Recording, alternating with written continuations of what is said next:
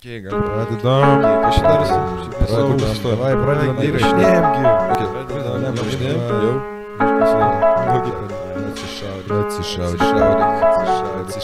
Atsišaudyk duhas.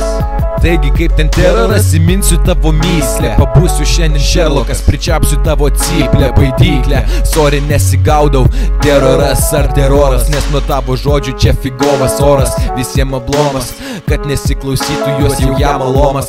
Okei, ne nuo to pradėjau, sorry, kad nesusikalbėjau. Tiesiog darai tu tokį vaizdą, kad nuo jo aš susivėmiau. Senai ant tavęs viską dėjau, tokį graudų vaizdą sukeli, net nuo jo aš nusigėriau, kad tai atlaikyti.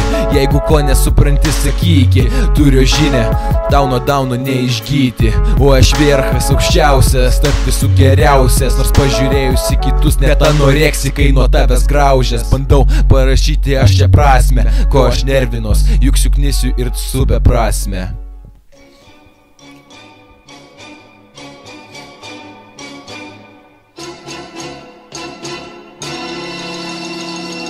Okei, minutė čia jau yra, įdomu kiek reikės, kad sutvarkyti šitą vyrą. Po biškį tavo žodžiai jau subyra, genta trupa yra, kol iš vietos nepakyla.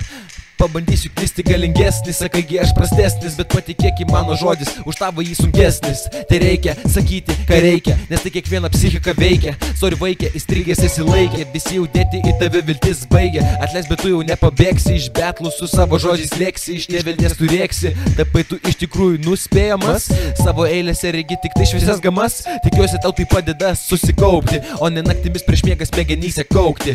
Bet čia jau mano problemos, kurių niekas nesupras. Linkiu sėkmės prieš mane, o kas prastesnis jį atras.